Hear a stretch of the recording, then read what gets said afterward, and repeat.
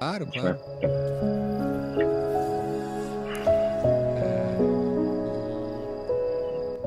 E eu tava. Eu peguei o seu livro pra ler ontem, né? Uhum, E eu fiquei impressionado como a leitura foi fluindo, cara. Eu cheguei nos 70% lá do Kindle muito rápido. uhum. E eu fiquei encantado, cara, como você, com as suas palavras, você foi amaciando o meu ego a tal ponto de eu ficar calmo. Fazia tempo que eu não ficava tão calmo lendo o livro. Ah, que legal. Cara, a ideia é essa, assim, né? Quando eu escrevo tento fazer da forma mais simples possível, para ser uma leitura mais fácil e que assim consiga atingir mais pessoas, né? Que não precisa ser algo que a pessoa tem que ser um iniciado em alguma coisa, não tem que ter um conhecimento prévio, sabe? Não tem que ter nada. A pessoa vai pegar lá e vai ler e vai direto ao ponto, né? Então muita gente relata isso, que pega o livro, lê em 2 dias, 3 dias, lê de uma vez, começa a ler, vai até terminar.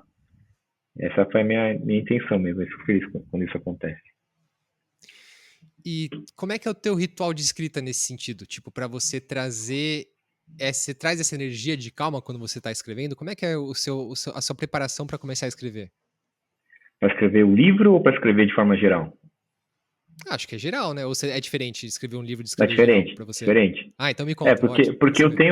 eu tenho meu processo de escrita diária, assim, minha prática diária de escrita, que é uma coisa mais caótica e emocional ao mesmo tempo, assim, que é basicamente o meu Visceral. processo de auto-observação, de investigação, de colocar em palavras aquilo que eu estou sentindo e tal. Então, não tenho muita necessidade de seguir uma lógica específica ou de usar palavras determinadas, né? Basicamente eu vou deixando as palavras fluírem por mim, assim, eu vou escrevendo, vou trabalhando isso, né? Então é uma prática que eu já tenho. Quando eu vou escrever um livro, no caso esse livro foi minha última obra, né? Eu me Só preparo pra um deixar pouco claro pra mais, quem tá assim, ouvindo, o não deixe pra depois, é isso? isso. Não deixo para depois. Eu escrevi, sim, num processo que eu estava vivendo da morte do meu pai, do luto. Então, cada vez que eu sentava para escrever, eu já ia com uma intenção mais específica e procurava estar mais em paz. Então, quando eu estava muito agitado, muitas turbulências emocionais, eu não sentava para escrever. Eu deixava para escrever quando eu estava mais em paz, né? Então, isso me ajudava. Claro que durante a escrita vinham coisas assim, vinham sensações, vinham emoções, e aí eu me emociono junto, né? Para mim, esse é o processo de me entregar para aquilo que eu estou vivendo, sabe? E na escrita eu consigo fazer isso muito bem, assim. Eu acho que isso é um aprendizado. De tudo que a gente faz por inteiro. Esteja lá fazendo aquilo que você está fazendo, sabe? E não fazer meia boca ou fazer com a cabeça em outro lugar e tal. Então, assim, se eu estou escrevendo e eu vou me emocionar. Se eu não estiver me emocionando é porque eu não tô inteiro lá, sabe? É Sobretudo verdade. quando trago assuntos que são profundos, né? Tipo, você vai lavar a louça, você vai molhar a mão. Você vai ter sabão nas mãos, você vai plantar alguma coisa, mexer na terra, você vai ter terra nas unhas, você vai sujar sua roupa, né? Você vai fazer qualquer coisa, você se, se envolve naquilo, né? Fisicamente, e aí quando a gente está falando de algo que é mais intangível, é mergulhar mais profundamente naquilo, sabe? Então a escrita tem essa qualidade para mim de me permitir entrar naquilo lá e eu tô inteiro ali. E quando que você reconheceu a importância da escrita na sua vida? Quando eu reconheci, assim, eu É, só sempre pra dar um tive. parênteses. Desculpa. Pode falar. Não, só pra abrir um parênteses, porque eu demorei pra reconhecer a importância da escrita na minha vida. Eu Uhum. comecei a perceber, por exemplo, uns 2, 3 anos atrás, que o dia que eu não escrevia, eu não fazia cocô. Eu ficava Nossa. segurando coisas, né? Eu Uhum. percebi o quanto eu sempre quis ser um escritor, o quanto eu sempre Uhum. amava escrever, eu amava entrar no meu mundo, amava. Sei lá, não dá pra explicar em palavras a magia do que escrita é importante pra mim. Acredito que ela toca esse mesmo espaço pra você. E eu comecei a perceber assim que, cara, isso é parte vital da minha vida, tanto quanto beber água, tanto quanto caminhar, tanto quanto comer uma boa refeição, tanto quanto fazer um bom sexo com a minha esposa. Eu percebi, eu tive que reconhecer isso pra mim, o quanto a escrita era Uhum. importante na minha vida, o quanto era crucial. Uhum. Certo. A escrita sempre fez parte da minha vida nos momentos difíceis. Era a minha válvula de escape. Quando eu estava mal, me sentindo para baixo, meio confuso, sem saber o que fazer, eu escrevia. Só que Uhum. era meio que inconsciente, assim, não era algo que eu sabia que eu precisava escrever para ficar bem. Era o último recurso. Não sei lidar com o que está Ah, acontecendo, tô vivendo, deixa eu escrever e tal. E foi assim que eu escrevi meu primeiro livro, né? Alguns dias de despertar veio desse processo super profundo de eu me despir e me vulnerabilizar num nível mais profundo que eu já havia feito. Assim. A primeira vez que eu fui honesto comigo mesmo foi escrevendo esse livro. é um livro que já tem E 10 anos. Quanto tempo faz que você vai fazer 10 publicou? anos agora, 10 anos É. no ano que vem, foi 2015.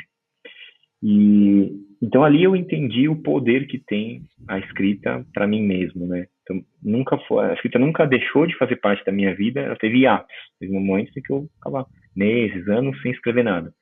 E aí, de tempos em tempos eu voltava. E aí quando eu entendi a força que tinha, porque desse processo catártico profundo nasceu um livro, e a partir disso eu tive coragem de compartilhar ideias nas redes sociais, e a minha vida foi se transformando a partir disso, eu percebi a força que tinha. E aí passei a implementar na minha vida como uma prática de vida mesmo, né? De tempos em tempos eu dou uma relaxada assim e acabo escrevendo menos e tal. E aí eu percebo assim que eu tô ficando confuso. E aí eu falo, cara, por que eu tô confuso? O que tá acontecendo? O que eu não tô fazendo? Putz, faz tempo que eu não escrevo. Faz alguns dias que eu não Ah, escrevo. Aí quando eu escrevo, organizo. Então é um processo de autorregulação que me organiza, me dá clareza mental, me ajuda a compreender melhor as minhas emoções. Então, para mim, é muito importante, sabe? eu tenho uma entrevista que eu acho maravilhosa, que é a Oprah com a J.K. Rowling.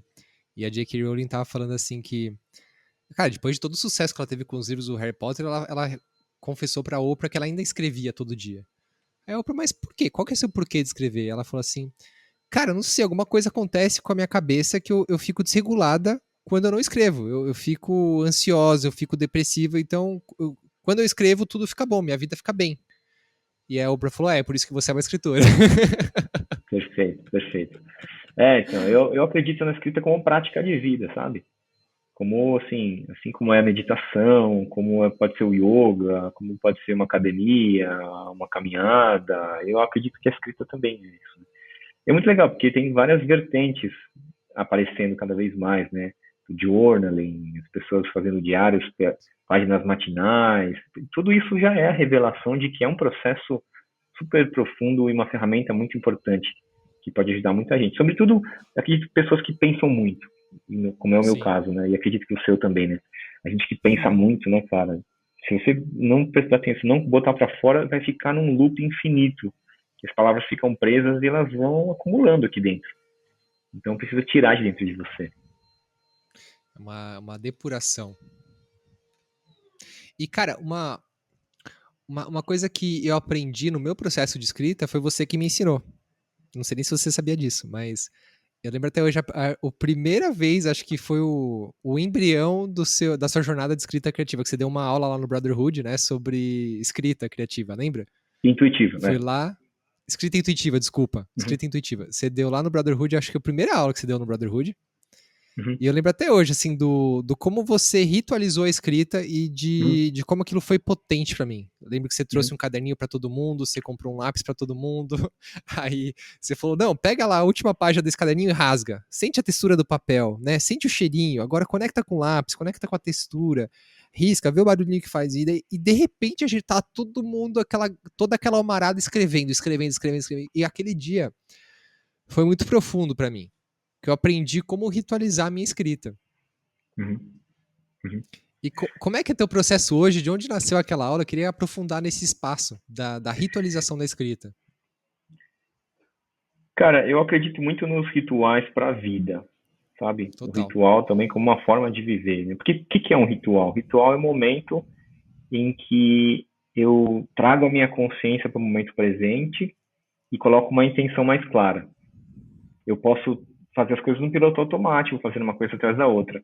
Mas quando eu ritualizo, e aí pode ser assim, acender uma vela, fechar os olhos, botar uma música, organizar o meu espaço. Quando eu ritualizo, eu sei mais claramente o que que eu vou fazer.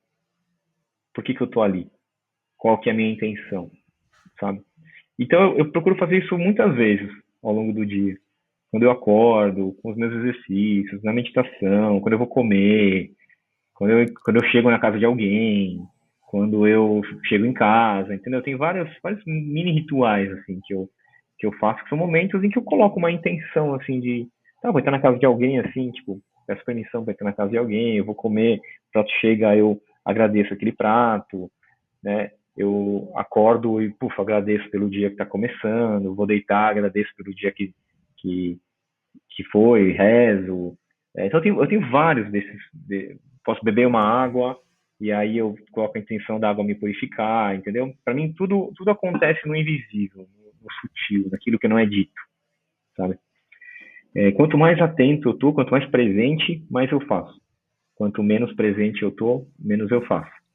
Quando eu tô muito aéreo, muito confuso, eu faço menos. Quando eu tô mais presente, eu desacelero e aí eu faço as coisas com mais intenção. Então, é muito claro isso, uma relação muito direta do meu estado de presença com a quantidade de vezes que eu ritualizo. E eu ritualizo também para trazer presença. Assim que estou acelerado, peraí, deixa eu parar um pouquinho. Agora, a gente vai começar aqui. Eu sentei aqui no chão, atrás aqui da minha cadeira, sentei, fechei os olhos e me preparei para estar aqui com você. Arrumei espaço, aqui e tal. Né? Até perguntei se a gente ia gravar com vídeo ou não, para eu saber como é que eu deveria me organizar, entendeu? Isso me ajuda a estar mais presente. E aí, com a escrita, eu sempre tive uma ritualística que eu nem sabia que era uma ritualística, porque para mim era tão natural que eu não prestava atenção. Então, às vezes, eu tenho que prestar atenção. E isso aconteceu quando pessoas começaram a me mandar mensagem me perguntando se eu poderia ensinar a escrever, se eu poderia dar aula, se eu dava aula de escrita, se eu poderia orientar. E eu falava, não posso, porque não tenho formação acadêmica nisso, né? Quem sou eu? Exatamente, quem sou eu para falar sobre isso? E aí eu falei, não, peraí, tem muita gente me perguntando isso, como é que eu posso compartilhar a forma como eu faço? Primeiro, deixa eu observar a forma como eu faço. E essa é uma questão Sim. que muitas vezes nosso maior valor está naquilo que a gente faz mais naturalmente, sem esforço algum, e que por ser natural e fácil para a gente não dá valor, porque eu posso pensar que todo mundo faz assim, e que é fácil para todo mundo, mas é aí que reside o nosso valor, sabe? Então eu falei, cara, como é que eu faço? E eu fui percebendo que, pô, eu sempre coloco uma música, e não boto qualquer música, eu escolho a música que eu vou colocar, eu coloco música instrumental, que tenha uma frequência legal, que tenha, não seja muito agitada. Eu tenho um critério, né? Eu organizo o Imagino meu que escrever um espaço. livro. Se É, a, se a minha mesa estiver bagunçada, eu não consigo escrever. Então eu preciso organizar minha mesa. E aí, quando é uma coisa um pouco mais profunda, às vezes eu acendo uma vela, posso acender um incenso. Às vezes eu pego um livro que me inspira e deixo do lado. Sabe? São pequenos gestos assim que me ajudam a ancorar essa consciência de que eu estou fazendo algo que é importante. Porque, na verdade, assim, escrever, se você me der um pedaço de papel de pão e um carvão, eu consigo escrever, certo? Porque a escrita ela vai acontecer se eu tiver só qualquer instrumento. Mas se eu tenho o espaço adequado, a condição adequada, a escrita flui muito melhor. E as ideias vão para um outro lugar também, entendeu? Tem muito mais profundidade, tem outra energia naquilo que está sendo feito, sabe? a gente abre espaço para o nosso gênio interior aparecer, né? Acho que é tudo sobre abrir espaço. Uhum, uhum. Abrir espaço. Massa, que delícia. E, cara, o motivo pelo qual eu te chamei hoje pra Sexta Filosofal, essa conversa já tá pra rolar tempos, né? Quase um ano, eu diria, com um ano dois, né? E o motivo pelo qual a minha consciência lembrou de você pra fazer esse convite é que teve uma vez que você participou do nosso grupo de empreendedores do Alma Mestra e naquele dia você falou sobre a suficiência. Me tocou muito, não só a mim, mas todo mundo que participa, o César, o Felipe. A gente lembra até hoje desse dia que você participou e você falou da suficiência, de como o seu pai te ensinou a suficiência. Né? E eu sempre queria sentar com você para aprofundar sobre esse aspecto da suficiência. E nem fazia ideia que você estava escrevendo um livro sobre seu pai, né? Sobre tudo que Uhum. você passou com ele, sobre o modo como você viveu o luto dele. E aí, só depois eu descobri que você escreveu o livro sobre o seu pai, né? Sobre todo o seu processo para você processar o luto dele, de como ele se passou e tudo mais. E esse livro é o Não Deixe para Depois. E em um momento do livro você fala sobre a suficiência, mas não sei se você fala com essas palavras. Que seu pai conhecia o que era suficiente para ele. Você começa o capítulo Sim. falando assim: você estava comendo pizza, seu pai comia 2 pedaços e falava: estou satisfeito. 2 pedaços de pizza é o suficiente para mim. Uhum. Como é que foi viver com seu pai e receber esse exemplo dele através dos gestos, através da vida dele, do que Legal. é suficiência? Legal. Esse é um dos meus capítulos preferidos do livro. E frequentemente das pessoas que leem, elas comentam sobre esse capítulo especificamente. E foi um processo de aprender a prestar atenção no meu pai, porque o livro ele foi escrito depois que meu pai faleceu, mas ele não é sobre a morte. Ele fala sobre a morte, mas ele é sobre a vida. E o meu pai, ele tinha uma forma muito bonita de viver a vida, que eu demorei para entender. Porque eu julgava o meu pai, eu queria que ele fosse diferente, eu tinha ideias de como as coisas deveriam ser, eu era cheio de ideologias, de visões e tal. E na maioria dessas visões, meu pai não se encaixava como um modelo. Então, trazendo para esse assunto, eu tive uma época muito assim capitalista, de querer ficar muito rico e achar que eu tinha que trabalhar muito e dar o meu melhor para, cara, ganhar o máximo possível e tal. E eu vi o meu pai não vivia dessa forma. Meu pai era médico e ele era um cara que chegava cedo em casa. E ele tinha um consultório, assim, uma clínica popular aqui no centro de Cotia, que fica na Grande São Paulo, então uma cidade bem popular, assim, né? E pessoas muito humildes que ele gostava de atender. E eu queria que ele crescesse o consultório dele, que ele tivesse mais pacientes, que ele atendesse mais pessoas, cobrasse mais caro e tal. E ele falou, pra quê? Ele fala, pra que isso? Eu falava, não, pra mim tá bom, assim, não quero. Eu achava que ele não tinha ambição. Era um cara sem ambição e achava que era um desperdício. Meu pai era um cara super inteligente, né? Meu, um desperdício, um cara desse, com a inteligência que ele tem, com a capacidade que ele tem, trabalhar desse jeito. Ele podia fazer uma mentoria high ticket para os melhores pacientes dele. Exato. Ele podia fazer 7 dígitos e tal, tá, né? E aí eu falava, cara, como, né? E aí ele me contava algumas histórias, assim. Ele falou que teve um dia, e eu lembro disso, né? A gente morava num apartamento pequeno, aqui em São Paulo, né? E aí meu pai contava que teve um dia que ele ia sair para dar plantão, ele dava plantão à noite, né, no hospital, para complementar a renda, assim, para ganhar um pouco mais. E aí um dia ele estava saindo para dar plantão e a minha irmã, que era pequenininha, mais nova que eu, ela agarrou ele assim na porta do elevador e falou para ele não ir, queria que ele ficasse lá. E aí ele, com dor no coração, conseguiu deixar a minha irmã ali, entrou no elevador.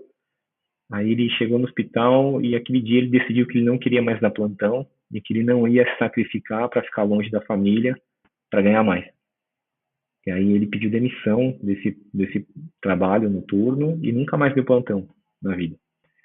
Cara, hoje eu olho para isso e falo, cara, que bom que meu pai fez isso.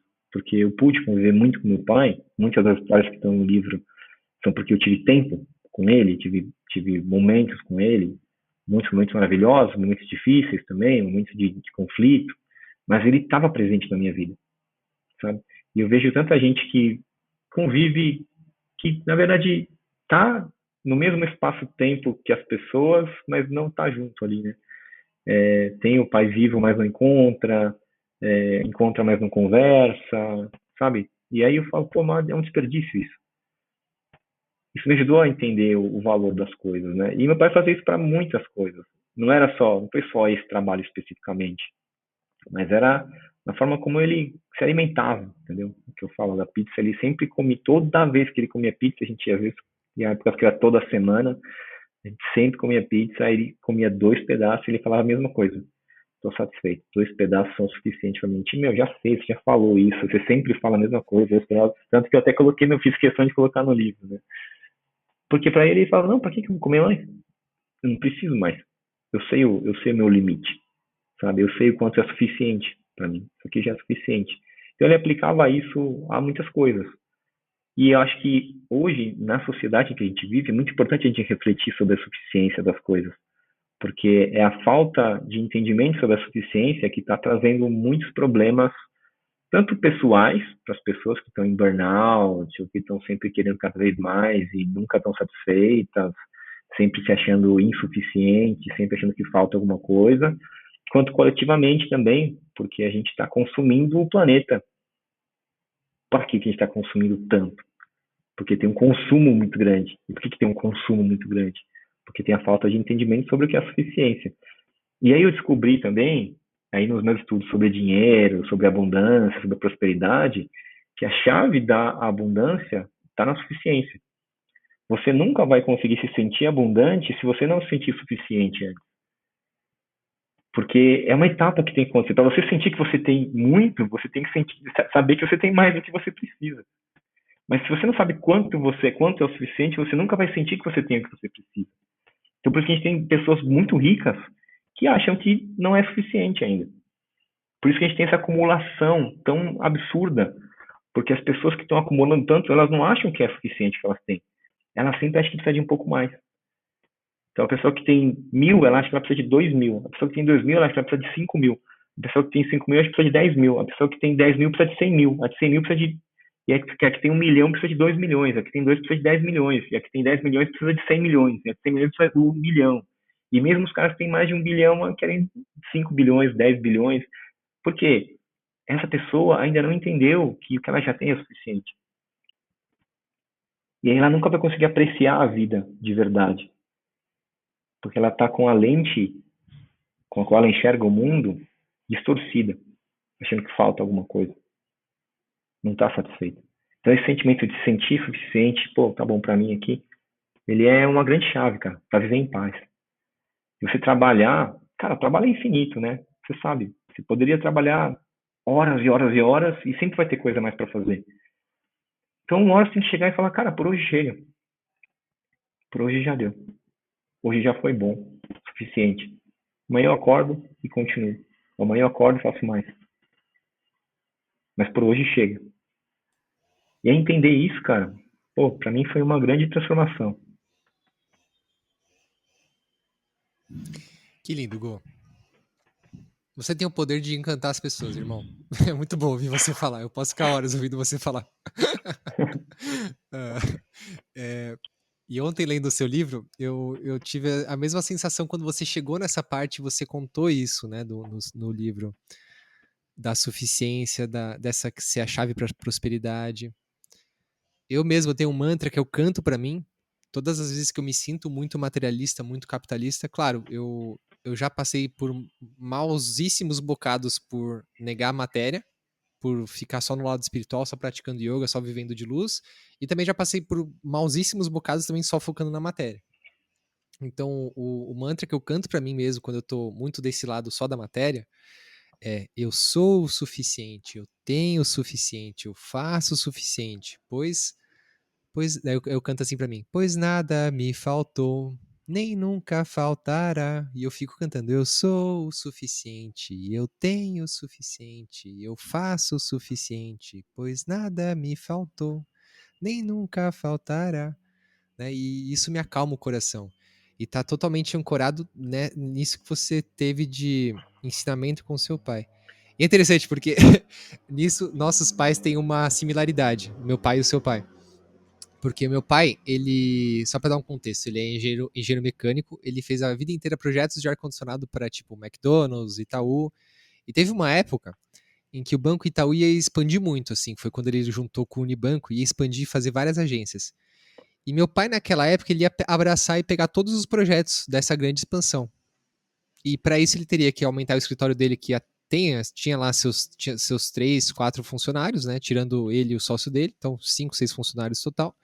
Ele teria que expandir o consultório dele, tipo, pegar um espaço maior, ter que ter, tipo, 30, 35, 40 funcionários, mas para faturar, sim, milhões. E, cara, eu lembro até hoje do meu pai dizendo não para isso.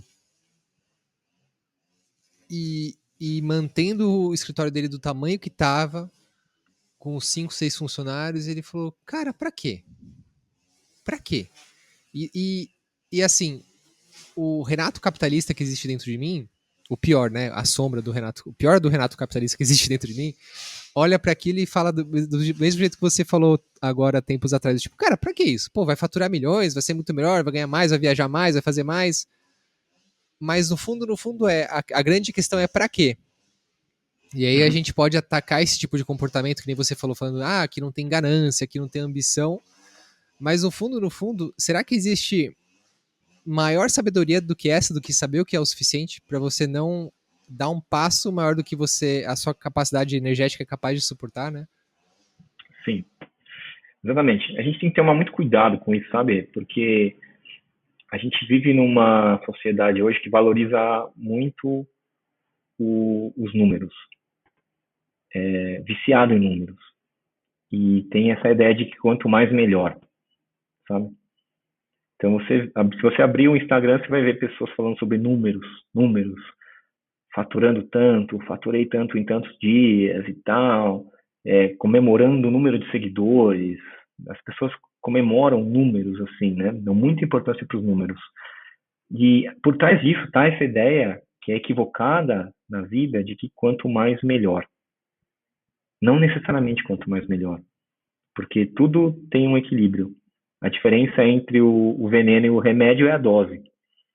Então, se uma pessoa está doente, não adianta ela tomar um monte de remédio. Se você tomar um monte de remédio, você mata a pessoa.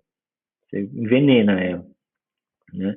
Você está com fome, não adianta você comer o máximo que você quiser. Você tem que comer aquilo que você precisa. Não é comer o máximo que você precisa. Então, você quer prosperar, você não tem que ter o máximo de imóveis possível, a conta bancária mais gorda. Isso não necessariamente, isso pode atrapalhar a sua vida, cara.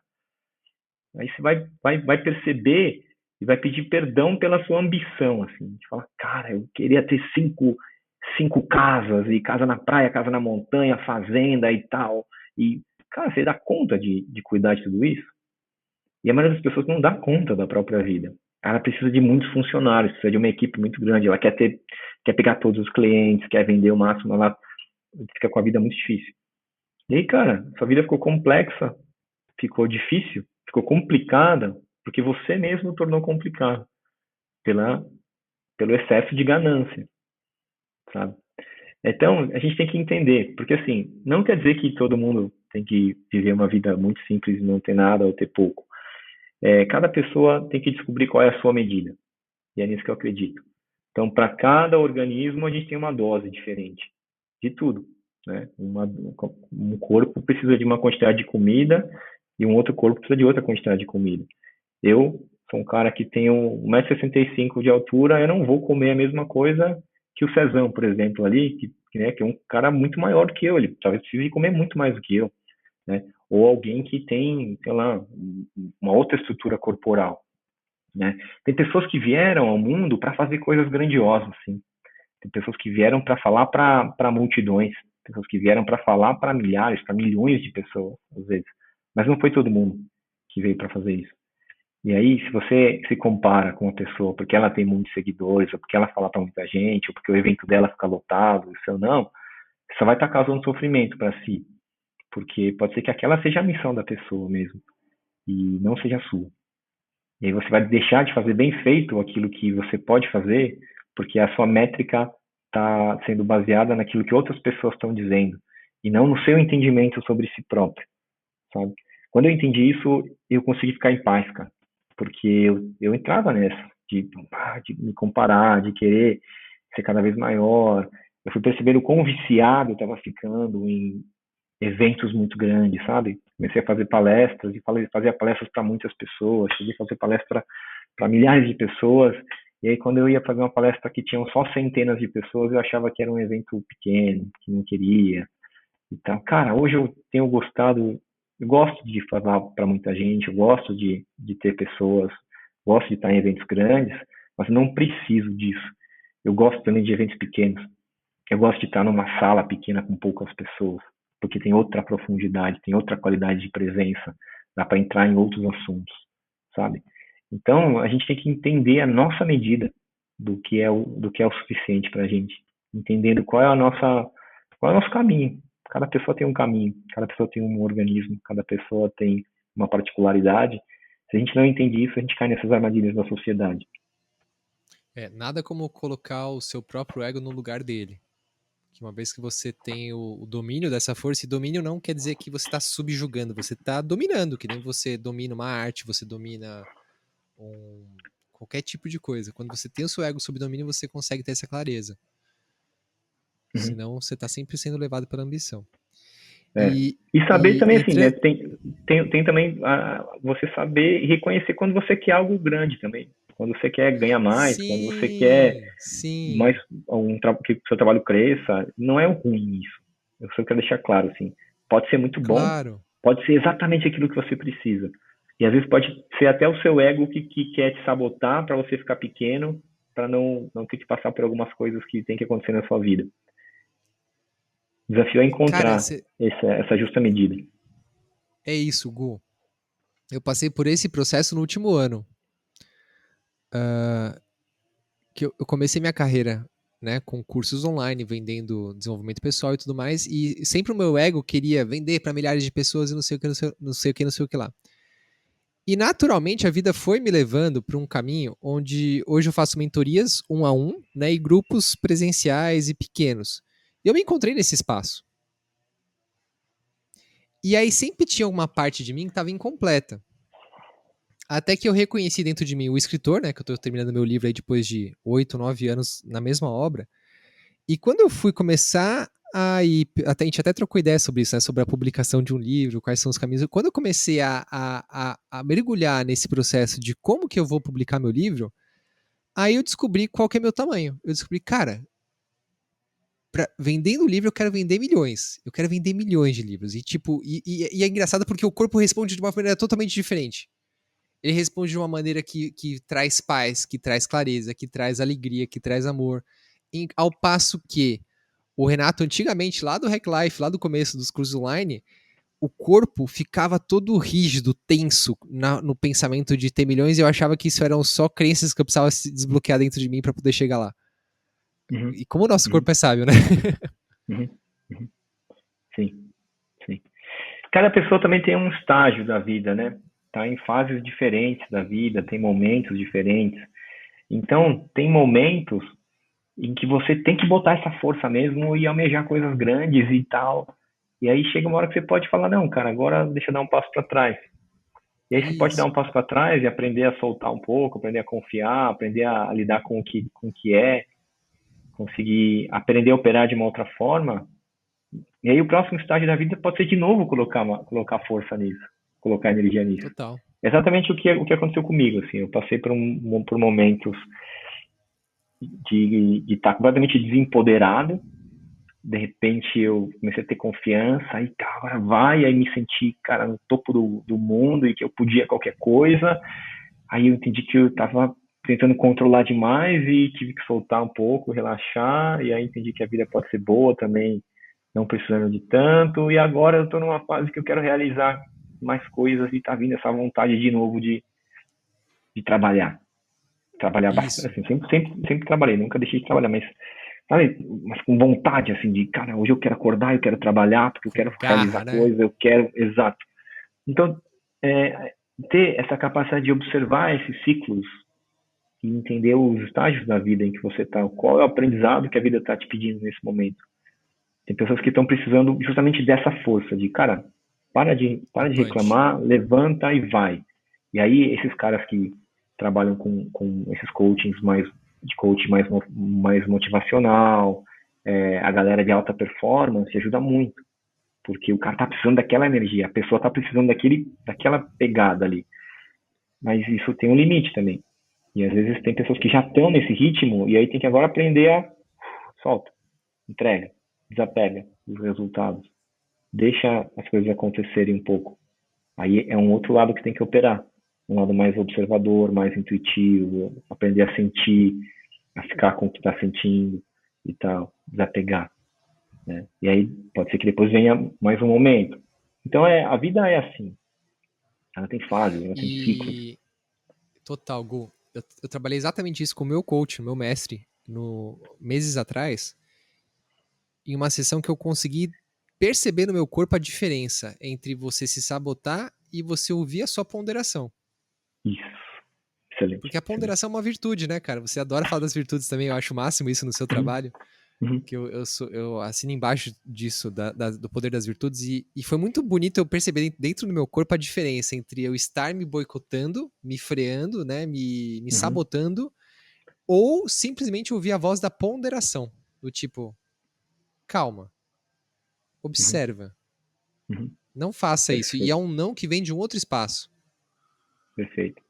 A sabedoria, ela passa por compreender as nuances da vida, que não é 8 ou 80, não é ou tudo ou nada, não é binário. A Exato. vida não é binária, assim, ou você vai com tudo ou você não faz nada. Tem essas nuances, assim. E aí, o autoconhecimento é essa capacidade de se observar e de perceber e de conhecer e compreender como você funciona. E o que funciona bem para você, o que não funciona bem para você, e compreender os momentos. Tem momentos em que funciona, tem momentos em que não funciona. Tem momentos em que é importante, momentos em que não é importante. Compreender essa natureza cíclica do ser humano, da vida, sabe? Então, muitas vezes eu posso cair nesse erro de achar que, então eu não preciso disso e aí eu abandono, não vou fazer nada. Não, não é que eu não preciso disso, eu não preciso fazer com essa intensidade que eu estava fazendo. Eu não preciso sonhar tão alto quanto eu estava sonhando. Eu posso diminuir um pouco, posso relaxar, posso entregar um pouco mais. Por isso que tem muitas. A gente está vendo um momento bem peculiar, assim, porque tem muitas pessoas falando com muita convicção daquilo que elas Sim, acreditam e com muita sim. certeza e muita gente com pouca sabedoria falando com muita Uhum. certeza, né? Assim, então, a linguagem mais chula seria cagando regra, né?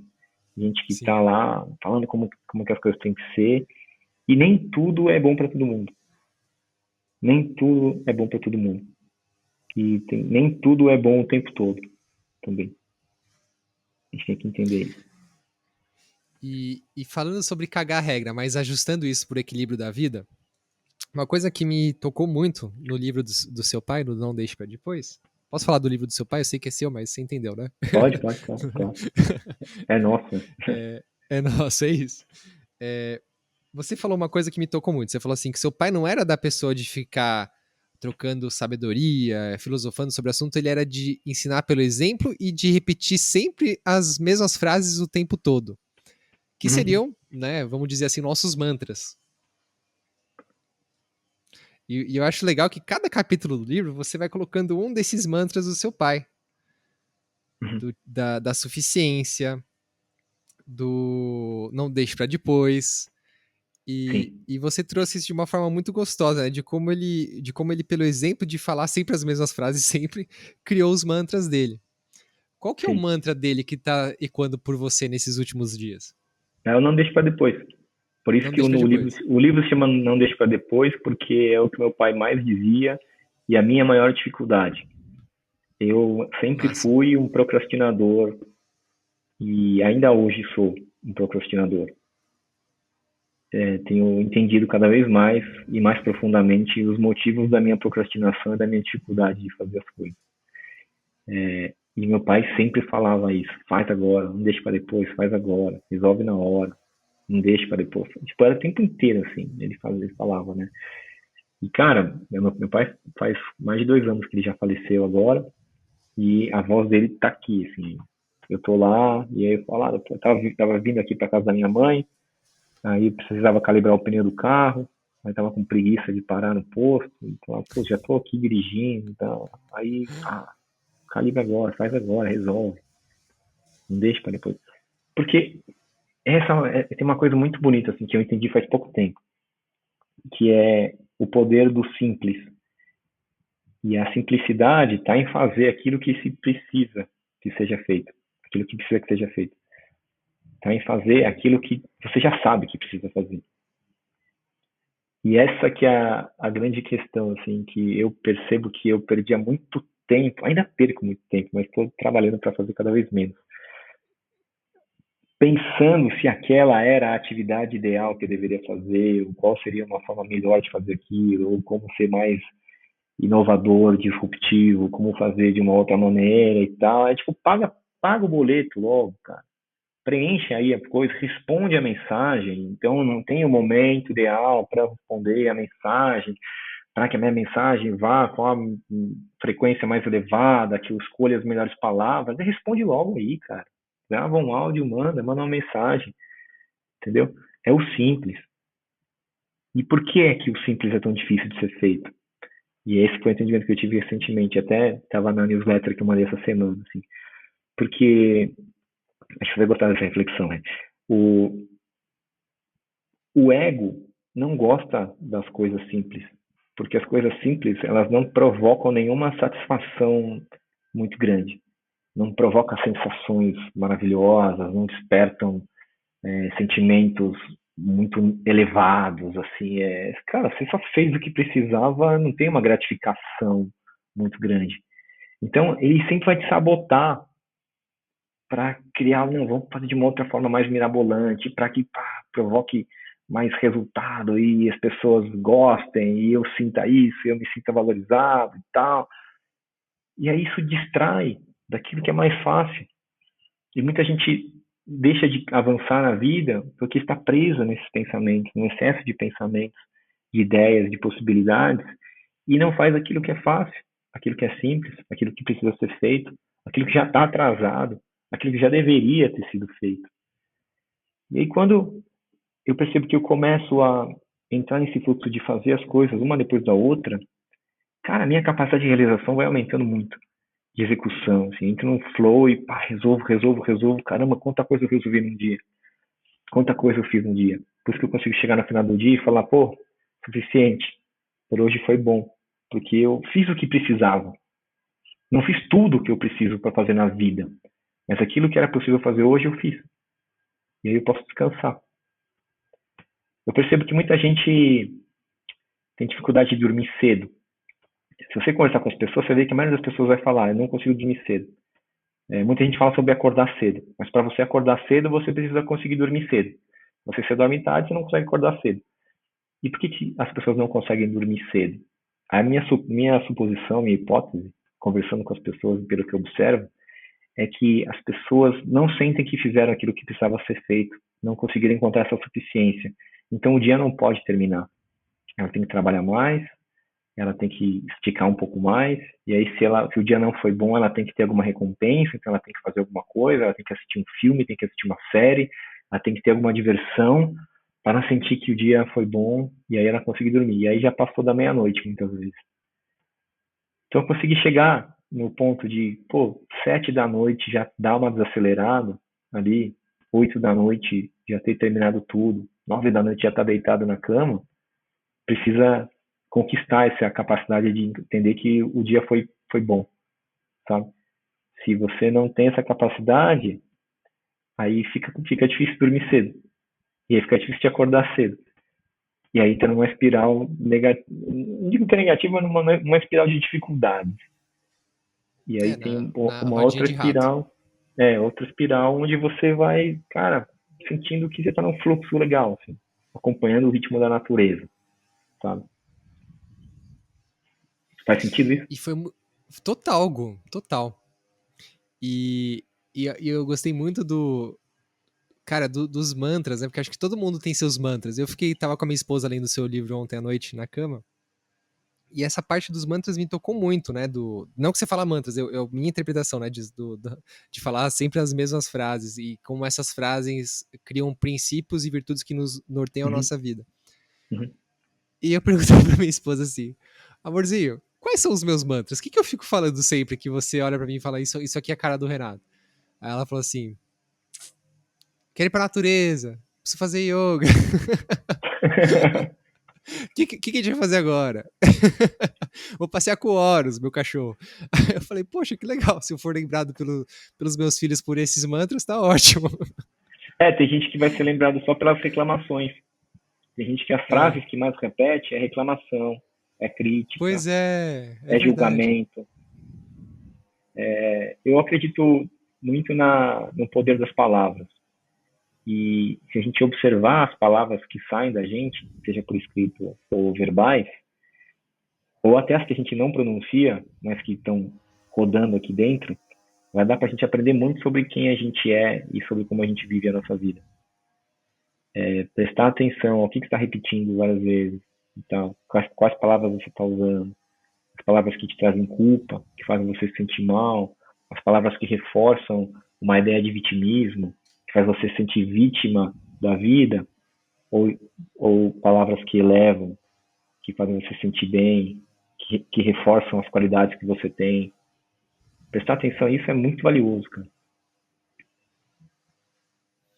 E quais são os mantras do Gustavo Tanaka hoje? Tu Cara, sabe me dizer hoje, quais são? sei de dar lata, assim, porque é o que mais tá, assim, Ah, que simplifica. legal. Faz mais simples. Simplifica. Mais Faz simples. mais simples. E assim, eu tô isso repetindo muito, assim, as últimas semanas, assim, eu comecei a achar que a minha vida tá complicada. Não que a minha vida seja difícil, mas complicada. Porque para eu dar conta de tudo que eu comecei, eu preciso de muito tempo e às vezes eu preciso falar com muitas pessoas para conseguir algumas coisas que eu mesmo poderia resolver. Então, eu falo, cara, como é que eu simplifico isso? Eu vou fazer Você uma pode me coisa, dar um não, exemplo mais mais simples, prático, assim, do que você está passando? mais simples. Cara, eu estou preparando o lançamento de um trabalho novo, né? De uma, de uma mentoria nova, uma mentoria voltada para comunicação. Massa. E eu estou desenhando isso e tal. E aí eu busco referências também, né? Vejo como é que as pessoas estão fazendo, o que, que tem aí no mercado, assim. Mercado, claro. E eu olho assim e eu às vezes me interesso, falo, nossa, que legal isso aqui e tal. Aí de repente eu começo a pensar, falo, cara, que difícil isso. Que complicado esse processo todo que está sendo feito para você comunicar uma coisa que é muito mais fácil. Será que precisa de tanto vídeo para poder lançar um programa, para poder oferecer um trabalho? Será que não dá para fazer uma coisa mais fácil, mais simples? Entendeu? Precisa de tantas etapas para isso? Será que a pessoa precisa assistir um vídeo, uma aula, preencher um formulário, entrar para uma lista, para um grupo do WhatsApp, para depois, um determinado dia, ela sentir que ela quer se inscrever? Ou eu posso já convidar e deixar a pessoa diretamente se inscrever? Será que eu preciso entregar um baita conteúdo, fazer uma puta aula? Ou eu posso só ser muito claro e muito direto naquilo que eu estou oferecendo para que a pessoa que está com vontade, sentindo ressonância naquilo que eu estou falando, possa aderir na hora? Entendeu? A internet está cheia dessas armadilhas, cara, de métodos, de fórmulas, de como as coisas funcionam, de como maximiza, de como ganha escala. Se você para pensar e às vezes abre mão da escala, abre mão de ser um número muito grande, a vida vai ficando mais fácil. E pode ser que você até consiga resultados melhores do que aqueles que você acreditava que você teria fazendo com menos, entendeu? Então tem a ver com isso, com fazer as coisas de uma forma. É tipo ser um minimalismo, né? Mas eu acho que não é só um minimalismo, porque não é fazer o mínimo possível, assim, é encontrar uma forma que faça sentido para si, sabe? É uma forma que faça sentido naquele momento também. Então eu não gosto de me colocar em caixinhas, assim, que me caracterize como, eu sou um minimalista. Em algumas coisas eu realmente sou, em outras coisas eu definitivamente não sou. Em algumas áreas da minha vida eu sou um cara que tem um guarda-roupa com poucas roupas. Se você olhar, sei lá, os meus vídeos, entrevistas, você vai ver que eu estou sempre com basicamente as mesmas 5 ou 6 roupas, assim, não tem muito mais do que isso. Então isso para mim é bom, sabe? É, tem outras áreas em que eu acabo tendo muitas coisas e aí eu preciso me reorganizar. Então, cara, a vida é assim. E não é uma libertação quando você reconhece isso? Por exemplo, eu detesto esses rótulos e eu definitivamente não sou fã do minimalismo. Acho que é uma filosofia interessante, mas não me encaixo nela, tá? Por exemplo, a minha casa é gigante. E mora eu, minha esposa e meu cachorro, e a Alice que vai nascer daqui a pouco. E aí, cara, tipo, Eu olho pra minha esposa, a gente olha um pro outro e fala, nossa, a gente é espaçoso, né? Aí a gente fala, a gente é espaçoso e a gente ama ser espaçoso. Tipo, a gente tem uma sala ampla, né? Que tem a cozinha integrada com a sala, tem espaço, tem abertura. E, tipo, a gente ama isso. Uhum, Poderíamos morar numa casa muito menor? Poderíamos. uhum, Mas a gente gosta de morar nessa casa do jeito que é.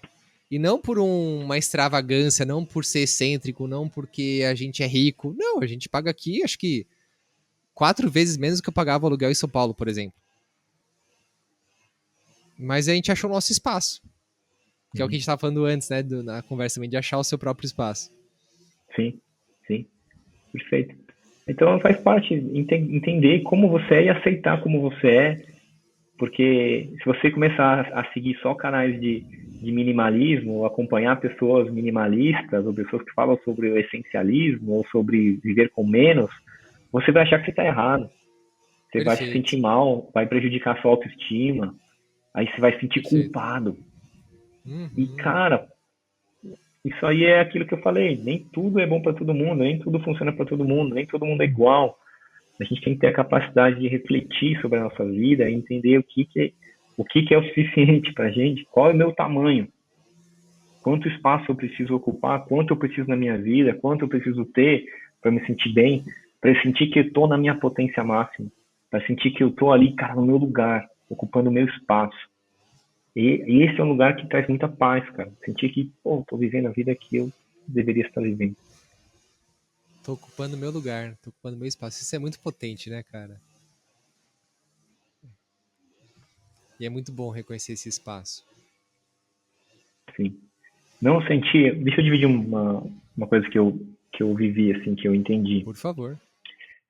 Eu convivia durante muito tempo com a ideia de que eu estava atrapalhando as pessoas, de que a minha presença incomodava os outros, porque por algumas coisas que aconteciam assim, desde assim, quando eu era criança, minha mãe ficar preocupada de eu dar trabalho para os pais dos meus amigos, assim, e ela vai dormir na casa de alguém, vai dar trabalho lá e tal, né? Então ela sempre me alertava para eu tomar um pouco de cuidado, assim, enquanto, né? E eu tenho uma característica de ser uma pessoa que, quando eu estou num lugar, às vezes eu chamo a atenção, não pela minha presença física, assim, mas às vezes pelo que eu estou falando, eu sei o que acontece.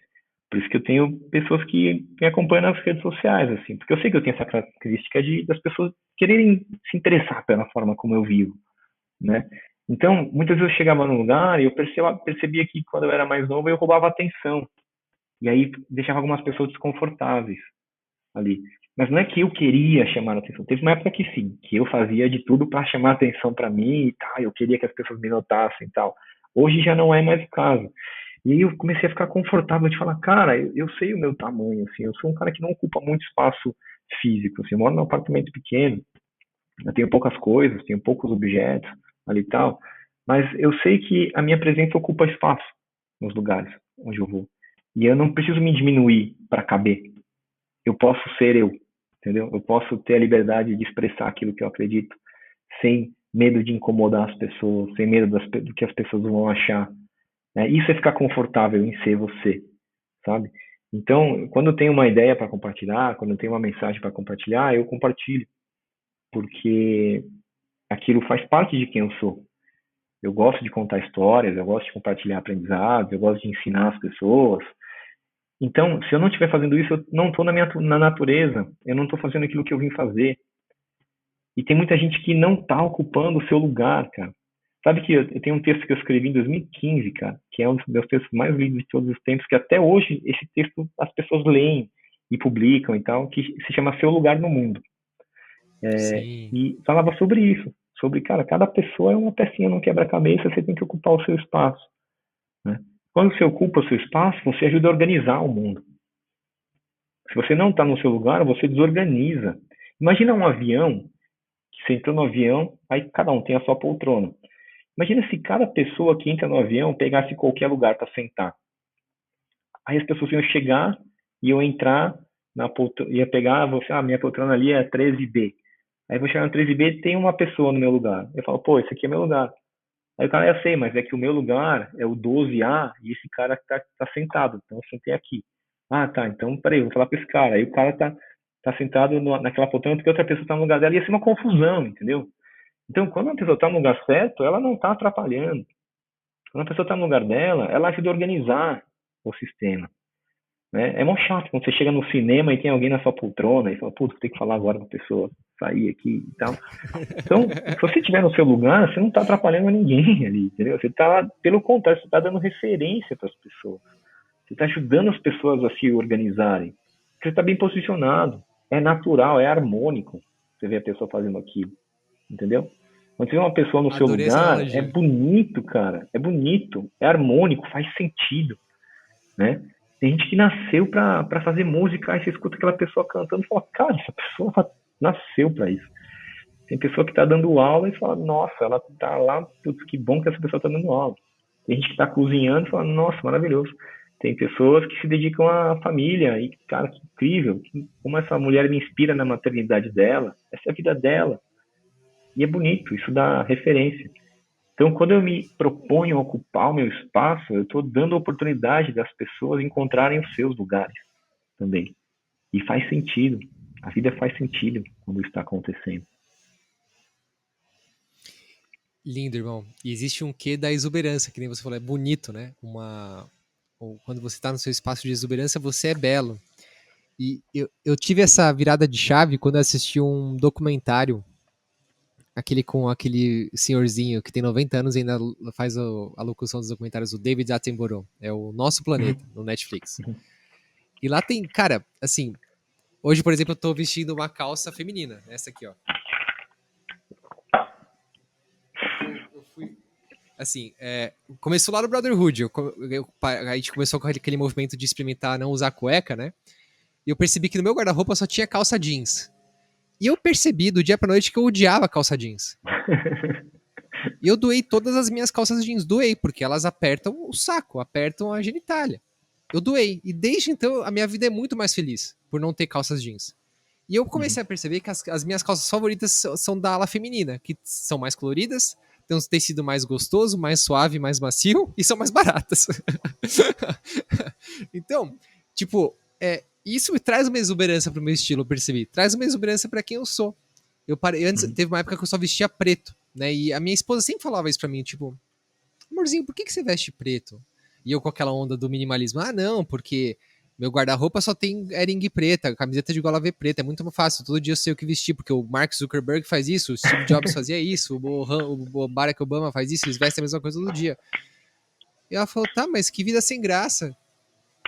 Você não tem cor na sua vida, você tá sempre preto, você tá sempre escuro. E quando a gente começa a perceber a natureza das coisas, a gente percebe que realmente o escuro ele tem o seu papel. É importante, às vezes, você tá naquela energia densa, escura, né? Exercer esse papel do escuro, mas não é todo dia que você tá nessa energia. Uhum. Tem dia que Uhum. você acorda e você tá amarelo.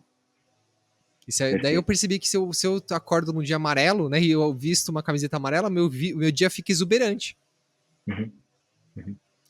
E existe até uma linha filosófica aí, pra gente não entrar muito no assunto, mas existe uma linha filosófica que mostra como as pessoas estão cada vez usando menos cores no seu guarda-roupa e como elas estão cada vez mais se diminuindo como expressão, como ser. E é muito Uhum. louco isso, porque. E é o que você falou, quando você tá ocupando o seu espaço, você naturalmente fica exuberante, você naturalmente exalta aquilo que é belo Uhum. e as coisas ficam fáceis. E eu voltando agora pro documentário do David Attenborough do Nosso Planeta, lá eu tive essa virada de chave porque eu vi lá o quê? Que o passarinho. Tem várias espécies de passarinho que, quando querem conquistar a fêmea, eles dançam. Eles têm aquela plumagem toda exuberante, né? Vermelho, amarelo, azul. Eles fazem toda uma. Eles preparam Uhum. toda uma coreografia para mostrar a sua exuberância pra fêmea. Sim. Tem Em que momento a gente perdeu isso, né, cara?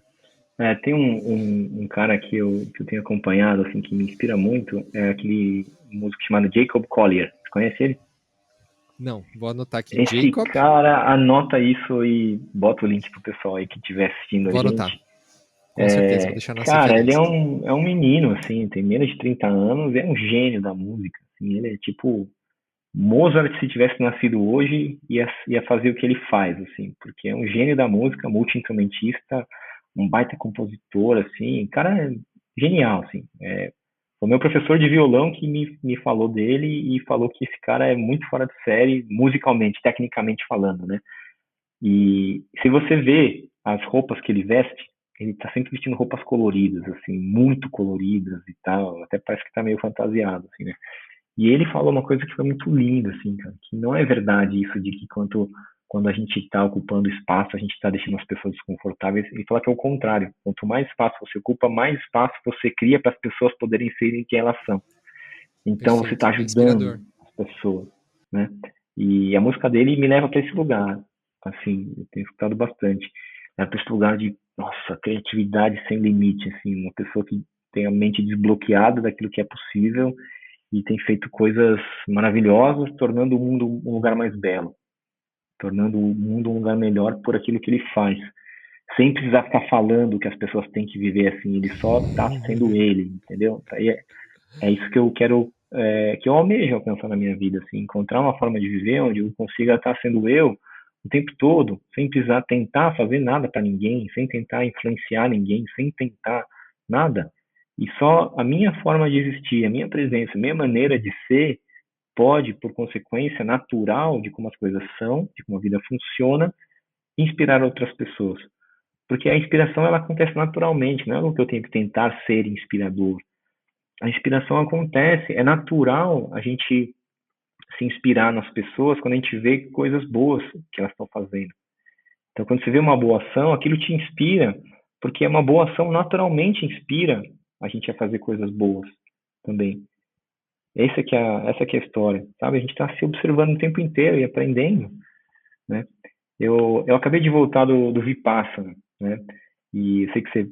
Eu lembrei de muito de você, assim, das histórias que você contou e tal. Eu Que fiz faz 2 legal! semanas. Vipassana Que é um lindo! retiro de meditação de 10 dias, né? Um processo super lindo. E aí, o que é legal do Vipassana é que a gente fica em silêncio, no caso ali estava com outros 30 e tantos homens, né? Na ala masculina, as mulheres ficam numa outra ala, e a gente fica sem falar, sem olhar nos olhos, sem ter nenhum tipo de comunicação. E eu via a gente aprendendo uns com os outros, se inspirando, sem saber quem é aquela pessoa, sem saber qual é a história dela, mas a gente vai se inspirando só de ver como é que aquela pessoa está se movimentando, assim, como ela senta, que horas ela chega, como é que ela come, o tempo inteiro está acontecendo, né? Então foi uma experiência muito real, assim, de como a gente está o tempo inteiro influenciando uns aos outros sem precisar falar nada, muitas Perfeito. vezes. Tem coisas que a gente precisa falar, tem coisas que têm que ser explicadas, tem Claro. expressões que têm que ser comunicadas, e tem comunicações que têm que ser feitas pela palavra verbal ou pela palavra escrita. Mas tem coisas que não precisam. E a gente está o tempo inteiro fazendo isso, o tempo inteiro se inspirando, se motivando, se influenciando. O ser humano funciona muito assim. Então eu tive essa experiência muito prática, assim, foi muito legal de perceber. Que lindo, Gu. Como é que foi pra você a experiência, cara? O que que você acessou lá? Cara, foi uma experiência de humildade. Total. Eu achava que eu era um meditador, né? Eu já tenho faz muitos anos assim que eu já tenho uma prática de meditação, né? Meditava todos os dias ali. Tem uma prática matinal bem enraizada, assim, todo dia, 20 minutos, meia hora de manhã e tal. E eu achava que isso era ser meditador, né? Aí você chega lá num lugar, 11 horas de meditação por dia, nossa, cara, é muito mais duro do que eu imaginava, assim. Mas é muito bonito, cara, muito bonito o que É vai lindo, né? acontecendo, assim, enfrentar as dificuldades, sentir o desconforto, ficar com ele, entender que ele passa, entender que a dor física passa, que a gente encontra formas de lidar dentro da gente mesmo com aquilo que está acontecendo, destacar essa capacidade de se auto-observar, né? Destacar esse observador interno. Mas para mim o grande lance foi esse entendimento, essa prática de deixar a mente dentro da moldura do corpo, que é uma das coisas Sim. que eles falam muito na técnica. Eu percebi como minha mente era para fora, porque eu sou Sim. um pensador, assim, né? Eu penso, então eu ficava sempre pensando, blá, blá, blá, blá. E aí, cara, ficar concentrado só no corpo foi uma tortura para mim no começo.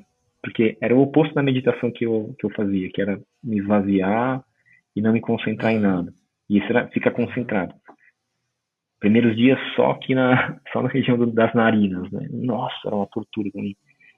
mas dá uma força, né, cara? Eu voltei de lá com uma capacidade de concentração muito maior e uma capacidade de realização maior, acredito, porque tinha coisas que eu não estava conseguindo fazer na minha vida porque eu não tinha capacidade de concentração suficiente. Eu não conseguia me concentrar naquela atividade. E aí agora eu falei, nossa, estou conseguindo me concentrar muito mais. A minha produtividade melhorou muito, porque agora eu consigo focar mais, me concentrar, e mesmo que tá chato, mesmo que tá desconfortável, isso me ajudou a conseguir fazer o simples, entendeu? E aí faz, só faz. Observar o Então, desconforto com outra lente. é, é. Porque o desconforto não é algo que tem que ser, do qual que você tem que eliminar. Não é algo que você tem que Não. tirar da sua vida. Você tem que aprender a conviver com ele. Entender que ele faz parte. E que ele não vai te dominar se você estiver em paz, né? Se estiver com a equanimidade da mente, né? Muito lindo isso. Que lindo, Gu. Pra mim foi exatamente isso. Especialmente essa questão de sentir o corpo. O Vipassana foi a minha descida pro corpo na minha vida. Eu era uma pessoa que eu vivia do pescoço pra cima. E o Vipassana me ancorou no meu corpo. Eu voltei a aprender a sentir fome. Eu não sentia meu estômago roncar antes do Vipassana. Como eu voltei a sentir fome na hora o estômago roncou, opa, tô com fome, é hora do almoço. E aí fica super presente lá no Vipassana, né? No almoço, no lanche da tarde, a fome crescendo. É a coisa mais linda esse negócio de você voltar a mente pro corpo e você sentir que e principalmente tirar a lavagem cerebral que o Ocidente fez com a gente de que a mente é só no cérebro, é só na cabeça. A mente está no corpo inteiro. Exatamente. Exatamente. Exatamente. Perfeito. A mente ocupa Isso foi o mágico, espaço irmão. todo do corpo, cara. E do E universo, né? aí, A gente pode ir para qualquer lugar com a mente. A gente pode sair do nosso corpo com a mente, a gente pode ir para outras eras, sim, outro tempo e total. espaço, Total. outro espaço. Total. Eu percebi, assim, a capacidade de se conectar com outra pessoa e até sentir o que a outra pessoa está sentindo, colocando a sua mente e a sua atenção naquela pessoa, sabe? Exato. Mas aí manter a mente dentro do corpo ajuda muito beleza, quando você vai para fora, você consegue se conectar de um outro lugar. Ela não tá perdida por aí, ela não tá vagando por aí. Você Isso. vai com uma intenção clara. Eu vou me concentrar naquele assunto ali. Eu vou colocar atenção ali. E aí traz de volta. Depois recolher a energia, né? Recolhe a sua atenção de volta. Tá assim, então essa capacidade de expandir e recolher, nossa, muito, muito fantástico. Foi a primeira vez no Vipassana que eu consegui me perceber um macaquinho. Porque eu percebi o quanto eu era viciado em pensar. O tempo todo eu tava pensando, tipo, o Gustavo tá falando isso. Aquele copo é vermelho, aquela janela é branca, hoje está sol, eu estou feliz, hoje eu estou triste, está nublado. A gente tá o tempo todo se alimentando com esses pensamentos, a gente nem percebe, né? E lá Uhum. eu encontrei esse espaço que é o invisível e o vazio além das palavras, que você consegue só tá aqui. Uhum. Uhum. Isso é muito lindo. Sim, sim. Maravilhoso. Maravilha. Maravilha, irmão. E pra gente ir pros finalmente da nossa entrevista, você falou uma parte do livro que eu achei muito bonitinho, em que nos momentos em que você era comparado com o seu pai, você ainda por estar afirmando o seu caráter, você achava aquilo ruim, né? Tipo, você queria afirmar o seu caráter, falando, não, eu sou eu. E hoje, quando as pessoas falam que você é parecido com seu pai em XYZ, como é que você reage? Isso você não escreveu no livro. Cara, é, eu tive aprendizados recentes sobre isso, né? Que levam para um lugar de um entendimento mais profundo sobre o que é ancestralidade, sobre o Massa. que significa a nossa relação com os nossos ancestrais. Né? Porque meu pai, como ele faleceu, ele se tornou um ancestral, sim, porque ele não está aqui presente, né? Mas eu percebi assim, deixa eu dar um exemplo para ficar mais claro. Eu fui Claro. numa festa de família, da família do meu pai, no mês passado, aniversário de um tio meu, e nessa festa eu conheci alguns primos e primas do meu pai que eu não conhecia, que estavam lá. E aí essas pessoas, elas me viam e elas ficavam emocionadas de me ver, porque elas enxergavam o meu pai em mim. Algumas pessoas diziam que eu era parecido com ele, mas eu não acredito que era por isso. É porque Sim. eu carrego ele comigo, assim, sabe? Eu Que lindo. carrego ele comigo, porque Pô, você vai ser pai, né? Não, não sei se pode falar isso, mas Pode falar, pode falar. pode, tá. Então, assim, sua filha, cara, o dia que eu encontrar a sua filha sem você, você não precisa ter morrido. Você pode não estar com ela, assim, mas eu encontrei ela na rua, um dia. Ela tem, sei lá, 20 anos, eu encontrei ela. Cara, de quem que eu vou lembrar quando eu encontrar ela? Eu vou lembrar de você. Eu vou olhar para ela e eu vou enxergar você, porque eu te conheço, porque eu sei quem você é, eu sei o seu jeito. Então eu vou olhar para ela, eu vou identificar naturalmente isso, sabe? Eu já vou associar automaticamente com isso. Então hoje o que acontece quando as pessoas elas me veem, as pessoas que conviveram com meu pai, elas vão naturalmente lembrar do meu pai. Não tem como, é impossível, sabe? Vai ser automático. E aí, cara, eu sinto uma baita honra de ser o legado do meu pai, entendeu? De ser o sucessor dele, de ser alguém que está dando continuidade à vida. E é isso que eu entendi sobre ancestralidade, cara. Nós somos a continuidade da vida. Você é uma continuação dos seus ancestrais. Talvez alguém que conheceu o seu avô vai olhar para você e vai lembrar do seu avô, porque, né, você é a continuidade da vida dele. E esse aí é um ciclo muito bonito, infinito da vida, né? Que vai encontrando vários caminhos. Nem todo mundo precisa ser pai, nem toda mulher precisa ser mãe, mas a vida vai dando jeito de continuar. Crianças vão seguir nascendo e elas vão dando continuidade à vida, à nossa espécie, sabe? Então esse entendimento dessa ancestralidade me ajuda a acessar dentro de mim essa força de ancestrais que eu nem conheci, que eu sequer conheci, e que se manifestam aqui nesse plano por mim. Porque a bola da vez sou eu. Porque tá comigo o bastão da Sim. vida, entendeu? Meu pai foi, ele passou o bastão para mim. Falou, tá aqui, tua vez agora. Vai chegar uma hora que não vai ser mais eu. Eu vou passar para alguém isso aqui. E aí, eu, quando não estiver mais aqui, as pessoas que vieram depois de mim, se eu tiver a honra de ser pai em algum momento, e de repente posso ser um ancestral de avô, bisavô, tataravô de alguém, eu vou gostar de saber que essa vida está continuando e talvez de algum outro plano torcer para que aquela pessoa vá bem na vida, para que ela prospere, para que ela seja feliz. Né? Então, nossa ancestralidade não está nos cobrando de nada, só está nos inspirando a melhor versão, só está emanando as melhores qualidades, sabe? Meu pai se tornou para mim essa entidade espiritual. Eu não penso, quando eu penso no meu pai, eu não penso nele reclamando, me dando bronca, me fazendo me sentir mal, como muitas vezes acontecia, né? Eu penso nele Sim. só desejando o melhor para mim, cara. Só torcendo para que eu seja feliz, só vai, sabe? Vai passar rápido essa vida, essa experiência. Não sei quanto tempo vai durar, cara. Então, a gente tem esse acesso direto a nossa ancestralidade, sabe? Você não precisa nem ter conhecido o seu pai, não precisa nem ter conhecido a sua mãe, não precisa saber quem foram os seus avós, você pode não saber nada sobre isso, mas existem pessoas que passaram por aqui e que contribuíram para que você esteja aqui. E entender que nessa linhagem tinham pessoas muito boas também. Muita gente tem linhagens bagunçadas, né, com pessoas, relações difíceis, pessoas que não foram pessoas boas muitas vezes, gente que abandonou, gente que brigou, gente que enfim, fez coisa errada, mas sempre tem gente boa atrás dessas pessoas, assim. E a gente pode acessar essa força, porque é assim que a vida funciona, é a continuidade da vida. Essa é a ancestralidade, esse é o caminho ancestral.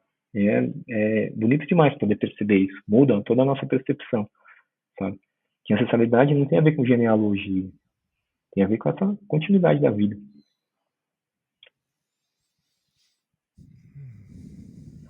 Pronto, você fez de novo, daqueles momentos que a gente fica viajando junto com você. Que gostoso. E, e você conhece meu pai? O que você Super. diria que eu sou parecido com ele? Cara, é muito parecido. Não é algo que é no comportamento assim, mas dá pra. Assim, você vê uma manga, e se você conhece uma árvore de manga, você sabe que a manga veio daquela árvore. É. né?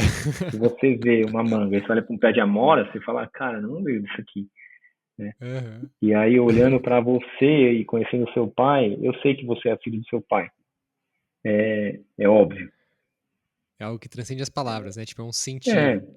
não é porque você fala desse jeito, ou porque você coça a barba Aham. desse jeito, às vezes pode até ser, né?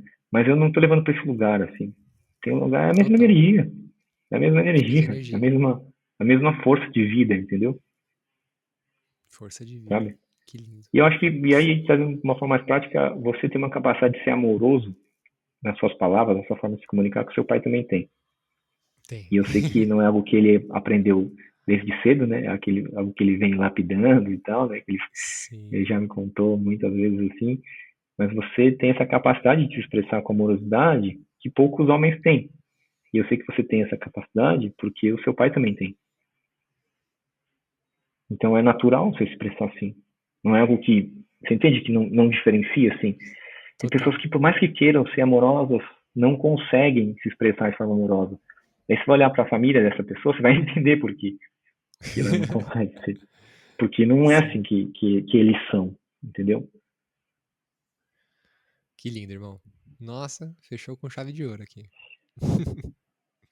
Cara, que gostoso passar esse tempo com você, irmão. É sempre uma alegria. Você sempre me inspira muito. E eu queria dizer, assim, o como a sua exuberância, através do seu trabalho, faz a minha vida melhor. E já fez e continua fazendo. Então, obrigado por você ser essa exuberância da escrita, da palavra, da masculinidade, todas as aventuras que você se coloca a servir esse mundo, porque sou seu fã de carteirinha, de verdade. Tudo que você coloca no mundo, eu sempre vou lá acompanhar e obrigado por ser você. Obrigado, mano.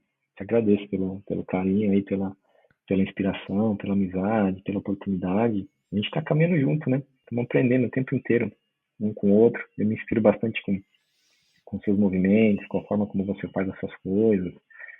Até o movimento que você fez de dar uma afastada das redes e aparecer menos, eu achei muito bonito. E aí, vendo você voltando agora, acho legal também. Então, você está sendo você, né? Na sua autenticidade, fazendo aquilo que faz sentido para você a cada momento, não é uma coisa ou outra. Então, para mim, isso é um exemplo de um ser humano muito verdadeiro, muito genuíno e que está buscando cada vez mais expressar isso dessa maneira.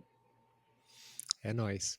E para fechar, Gu, o que que você gostaria de deixar pro pessoal, né, que está muito presente na sua vida essa semana? Pode ser alguma coisa que você está sentindo, algum filme que você assistiu esses dias, alguma coisa que você está passando no seu relacionamento, um seriado, um livro, enfim. O microfone fica aberto. Tá? Eu tenho voltado muito para o simples, né? Como eu falei, é o que está Sim, mais vivo, assim. E uma das coisas que ajuda a gente a fazer as coisas mais simples é a colaboração.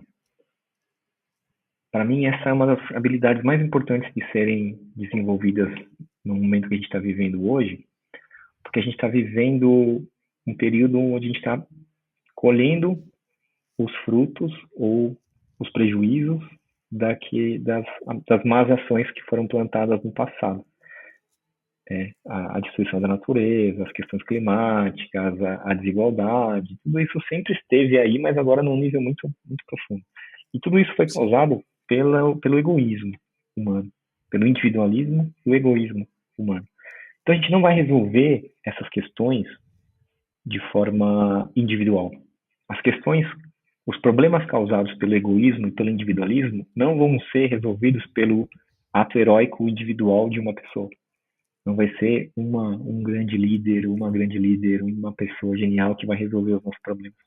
Os nossos problemas só podem ser resolvidos por meio da cooperação e da colaboração. E aí, por que eu estou falando isso? Porque por que a vida muitas vezes fica complicada? Porque está fazendo sozinho. Porque você está tentando resolver sozinho o seu problema. E às vezes você precisa conversar com alguém. Às vezes você precisa de gente trabalhando junto com você. Muitas vezes você precisa dividir aquilo que você está ganhando para poder ter mais pessoas com você. Você precisa dividir para multiplicar, para compartilhar, sabe? Então, aprender a colaborar é uma forma de fazer mais simples as coisas. A colaboração a serviço da simplicidade. Isso é o que está aqui o tempo inteiro. Assim, cara, como é que eu mudo a forma de fazer? Como é que eu me liberto desse pensamento egóico, individualista que eu ainda tenho? De querer eu resolver, de querer eu fazer, de querer eu alguma coisa. E a pergunta que eu faço não é sobre mim, mas sobre quem somos nós. Então não é mais quem sou eu, quem somos nós. Ativar esse pensamento coletivo. Desenvolver essa consciência coletiva. Aprender a pensar como nós e aí colocar em prática pela colaboração. Isso eu acredito que vai fazer a nossa vida ficar mais simples. Nossa, caiu como uma luva, pelo que eu estou vivendo também. Esse último ano eu dei um ultimato na parte dentro de mim, que é o Renato todo fodão, o Renato fodão. Quer fazer tudo, quer o melhor nisso, quer o melhor aquilo. Eu falei, vai pra puta que pariu esse Renato fodão, não tá mais me fazendo bem, chega. E quanto mais colaboração, melhor. As coisas ficam mais simples, é verdade. Que lindo, irmão. Nossa. As coisas mais incríveis que eu já fiz na vida foram com pessoas. Nunca fiz nada sozinho. As coisas que fiz sozinho, na maioria das vezes não deu certo. Agora, quando eu faço coisas com pessoas... Total, até o ato de escrever um livro, né? Eu tô finalizando o meu aqui, eu vejo assim, o livro só faz sentido quando eu pego assim, tipo, a minha sogra, a minha mãe, o meu pai, a minha esposa. Tá aqui o rascunho, lê aí. E aí, o que você achou? Onde tá bom? Onde dá pra melhorar? Esses dias veio a filhinha do Ari, que é o dono da casa que eu moro, que eu alugo. Ela veio aqui e eu dei o livro pra ela. E eu fiquei lá só esperando, tipo, tá, e aí? Será que ela vai conseguir ler? Será que é um livro que vai ser bom pra quem tem 12 anos também? Então é nesse sentido, né? Tipo, até o trabalho de escrever um livro, que você fica aqui sentado, escrevendo, fruto da sua imaginação, só faz sentido se aquilo tocar a vida de outra pessoa. Sim, e profissionais também, né? Esse livro, ele tá muito bem escrito, porque teve profissionais que me ajudaram. Teve uma equipe de editores que trabalhou comigo ali, que estava lendo enquanto eu escrevia, e me dando toques, e ajustando, sugerindo e tal. Então é legal. Isso é colaboração também. Gente que é especialista nisso, que vive disso e que tem um repertório muito vasto e sabe te dar dicas que resolvem questões que estão ali batendo na cabeça há um tempão, cara. Às vezes uma pessoa que é especialista numa coisa, ela olha para aquilo, ela já sabe identificar onde está o problema, o que tem que ser melhorado. Né? Porque ela tem repertório. Então conta com isso também, né? Lembra que você pode mostrar para outras pessoas que são profissionais da área que podem ajudar. Não só a pessoa que se identifica como leitor, mas alguém que tem uma visão técnica da coisa. Totalmente. O meu livro eu só consegui escrever assim, e eu acho que foi uma obra muito linda, porque teve muita gente envolvida. Um processo muito grande. Maravilha, irmão. Então é isso, senhoras e senhores. Gustavo Tanaka, obrigado, querido. Que delícia estar com você. Seguimos viajando. Valeu. Obrigado, valeu. Alô, meus queridos, Renato do Futuro aqui para convidar você a assinar a Sexta Filosofal e receber diretamente no seu e-mail para você não depender da boa vontade do algoritmo te entregar o conteúdo ou não. Claro, aqui no YouTube é muito importante você dar o like, compartilha, manda no WhatsApp, espalha pelos 4 ventos para todos aqueles amados que você acha que vão curtir uma entrevista como essa, que vão curtir um conteúdo como esse, mas o melhor meio de você receber e garantir que você vai receber toda sexta é assinando a Sexta Filosofal. A Sexta Filosofal, inclusive, já existe há 10 anos, desde 2015, ela começou como uma newsletter, depois passou a ser podcast e agora está novíssima aqui no YouTube, mas já tem um acervo completo com mais de 250 episódios para você usufruir e mergulhar para dentro do seu universo. Então, o melhor jeito de você tanto acessar esse acervo como garantir que você vai receber esse conteúdo para transformar a sua cesta em ouro é assinando em dorenato.com/sexta. dorenato.com/sexta. Claro que o link vai estar aqui na descrição do episódio. Então é isso, meus queridos. Até o nosso próximo episódio. Por favor, aprecie a superfície com muita sabedoria. Beijo, seguimos viajando.